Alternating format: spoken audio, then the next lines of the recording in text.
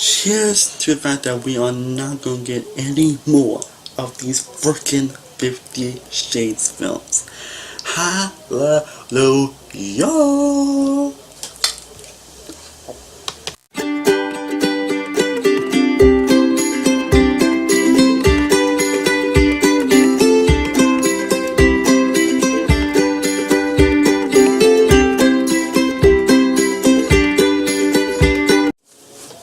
What is going on, guys? Same old Wolf from Same Old Reviews, and today I'm here to review 50 Shades Freed.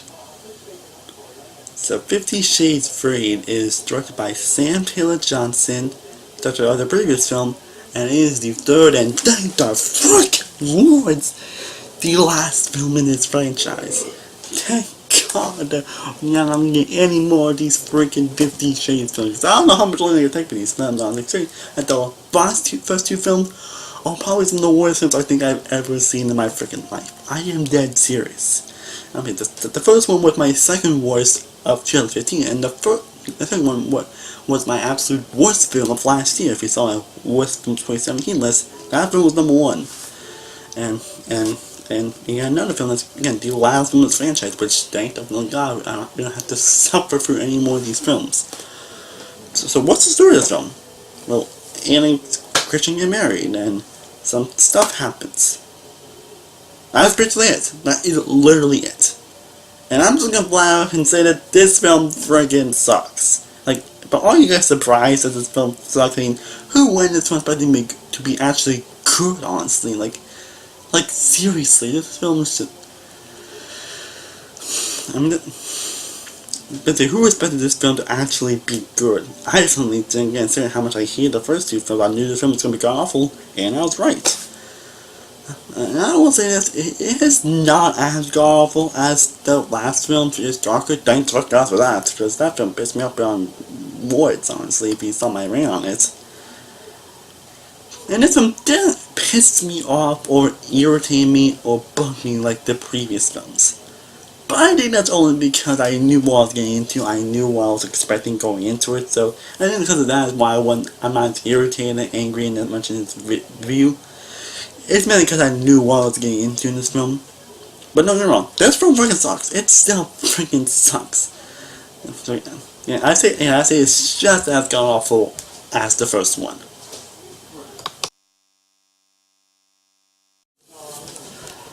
I will say this, soundtrack doesn't better than the last film. That's it. Do I really need to say why this film's terrible? No, I'm serious. Do I even need to say this? Because this film literally has all the same problems, issues, and faults I had, that everybody had with the previous Shades films. Like, for one, Anastasia Steele is the worst female character since Bella from Twilight. Do I think she's worse than Bella? That's debatable, honestly, because both are terrible in their own ways. But hey, Anastasia Steele is a freaking dumb nut of a character, and she's so frustrating of a character. Like, seriously, she's so boring. She's a completely uninteresting character. She makes something like, really? She's just a very frustrating character, and you can tell Dakota Johnson doesn't care at all. Like, I know Dakota Johnson can be a good actress. I mean, in Black Mass, she has proven that she is a good actress. So I hope she goes for a lot better roles after this film. I hope she gets better. I hope she does better things after this film, because she deserves better than this. And Christian Grey, he is probably the worst male character I have seen in a film. Without question, like, this guy is just a freaking douche. And I don't understand. I still to this day do not understand what Anastasia sees in her. He is so manipulative, controlling, abusive. He's everything you don't want in a boyfriend. He's everything you don't want in a husband. Yet Anastasia keeps falling him because he's freaking gorgeous. Are you kidding me? And he's still pretty much the same freaking douchebag in the previous film. There's no growth to his character. There's no, like, big arc. There's no growth. His not change or anything like that. He's pretty much the exact same character in the previous two films. Again, not as frustrating, but still frustrating all the same. Just, my God, what does Anastasia freaking still sees in her? And he's a freaking douche. And he gets upset over the stupidest thing. Like, there is this one conversation about why Anastasia should change her email address. I'm not joking, guys, in the movie, there's like a scene dedicated to Christian where one Anastasia to change her email address. Again, I'm not making this up. That's not, and in 3 films, and these two still have no chemistry, and you can tell these two don't even want to be in the film. Yeah, they're basically like, yeah, I wish I could get through this already. I wish I could come to this, I won't stop doing these type of films. They can do better stuff. And I think they're going to do doing in movies and even shows, and they're all really good actors. So not all the movies shows them are great, but they are good actors. They are talented. So yeah, I hope they do better things after this film. I hope to freaking God they do better things, because they are some 10 times better than this. And to get the actor is not as terrible as the previous film doesn't mean I wasn't bored out of my mind about this film. I didn't fall asleep at this film kind of like I did the last one. I fell asleep twice watching Pitch Darker. I'm not joking, I literally fell asleep twice watching Pitch Darker. But then I did not fall asleep at all, because again, I probably knew what I was expecting in this film, so I was like, whatever, I guess. But it's some mysterious dude nonetheless, and this film, and that basically, and the tension and the tension in this film is pretty much zip. This film is pretty much just fuck, tension, montage, because this film has a lot of montages in this. Like, it has a lot of montages, and doesn't even feel Anthony just driving her car. Just a few scenes where Anthony just driving her car. It's just her driving. And it's like, what is it after anything? Honestly. And no issue I have with the last films, that they're basically, there's some themes and conflicts in this one that basically was just there to just feel like filler. Just feel like they just need some scenes to have a runtime. But there was another major issue I had with the previous film. Especially because there were a lot of tension and a lot of passion things like this scene about this certain character, about this certain girl that kind of also wants Christian as well, and it's kind of like, kind of referencing against her still. Yeah, she never mentions it again, but we hardly see her throughout the rest of the film. I'm just in a couple scenes, but not with Anne and Christian at all. I was like, what's the point? And there are a lot of scenes like that. And there are a whole lot of scenes like that. Like basically, there's tension, there could be tension, there's a conflict going on. Yeah, either just get resolved just like that, or it's just never mentioned and never resolves, ever. Just, seriously. Just, my God. It just gets dropped off face in the movie, and it just, so, resolves easily, or just never gets mentioned ever again in the film. Or just gets chewed on in the film, and still not get mentioned again and all that, and still doesn't have a great resolution to it. And the dialogue in these movies are some of the worst dialogue I have ever seen. Just saying why every dialogue in this film is pretty much terrible will take me forever. I am serious. Just, my God, the dialogue just. Why do people watch these movies? Why would anyone even like these movies, honestly? I'm serious, like, why, if you do like these movies, let me know in the comments, because I want to know why, how would you even like these films, honestly? And I'm just wondering why anyone would even like these movies, honestly. I really don't. The movie also has some comedy in it. I used the term for it mainly because I didn't laugh much comedy. I mean, I kind of did, but it was more unintentionally hilarious. And there's do some intense comedy, but I was laughing at some of the jokes, and some of them is so cringy and so just what? I ended up laughing. Because it does have a lot of very unintentional moments, especially with the boss character, Jack Hyde, as he does appear in the film. And he does appear in the film, of course, as the evil antagonist who pretty much wanted to he basically wanted to. Anthony Lassie, he wouldn't be one thing he was learning is a nice guy. Then he wanted to Anastasia, and he's basically just a creep who's basically obsessed with her once Anastasia Christian died. And this is conflict involving, and this is conflict involving him later in the film, which leads to some chase and some action scenes. Yeah, there's action scenes in this movie, and they're terrible. They're poorly done. They're so poorly done. I'm even laughing. Like, these action scenes are so poorly done. I was laughing throughout. And how I was like, what? That's it? That's it? That's it, just seriously. And like with the previous two films, the sex scenes aren't sexy. That's the main selling point of these movies. The sex scenes.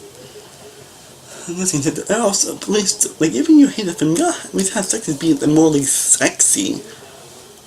But it just doesn't work. Like, I'm not saying I hate sex scenes. Like, I'm all for some sexy stuff. Don't get me wrong, I'm all for sexy stuff.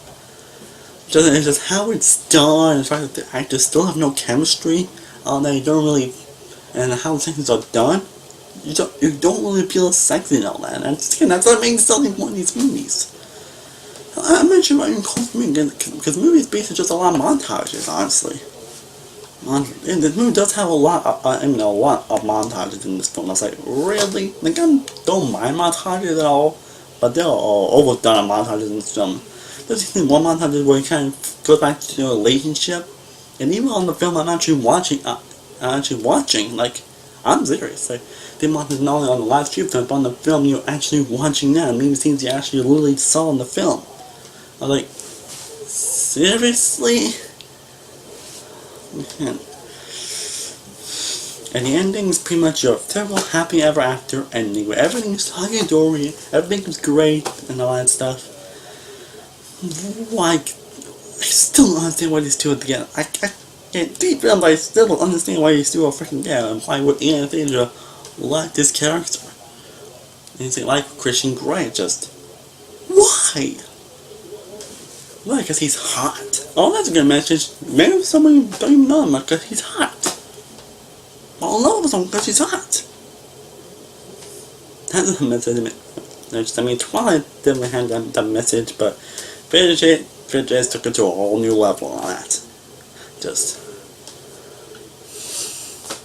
There's really not much else I can say, honestly. There really isn't much I can say. So overall, the chase read is god-awful, but who didn't suspect them god-awful? See, who didn't suspect 50 Chase Reed to be god-awful? And that's why, again, I don't think it's as god-awful as Chase Stalker. I would say it's as god-awful as the first one, though. Mainly only because of the soundtrack, the fact that it didn't piss me off as much as the last one did. But again, that's mainly because I knew what I was getting into, I knew what I was expecting. I mean, this was some stuff that still pissed me off and still irritated me no end. But it wasn't as irritating and frustrating as the last one was. But again, it was because I knew what I was getting into. I'm just so happy that we do not have to experience any of these films again. Yay.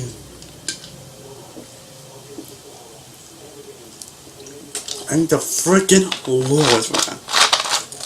And you guessed it, so that means that you guessed it, I am going to give 50 Shades Freaking Freed my first 0 of an F of 2018. Well guys, hope you enjoyed my review of 50 Shades Freed. If you have unfortunately seen this film, let me know your thoughts on the comments down below. Let me know your thoughts on the other films you've seen as well.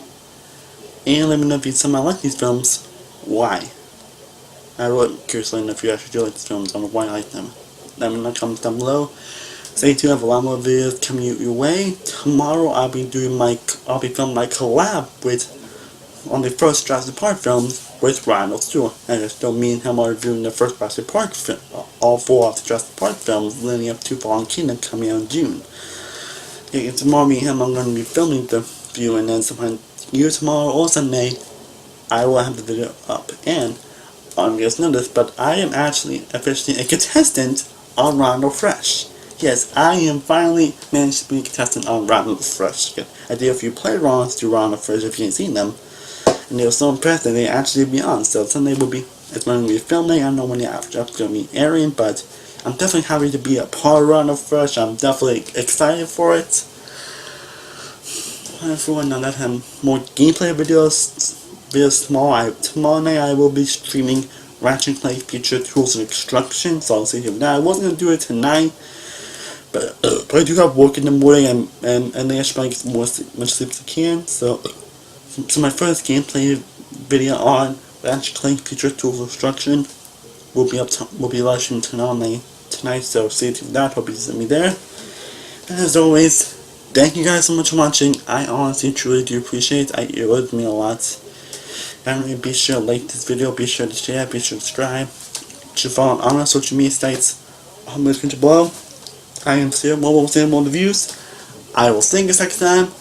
And here's to a fact that again, we won't get any more of these freaking 50 Shades films again. Thank the freaking Lords.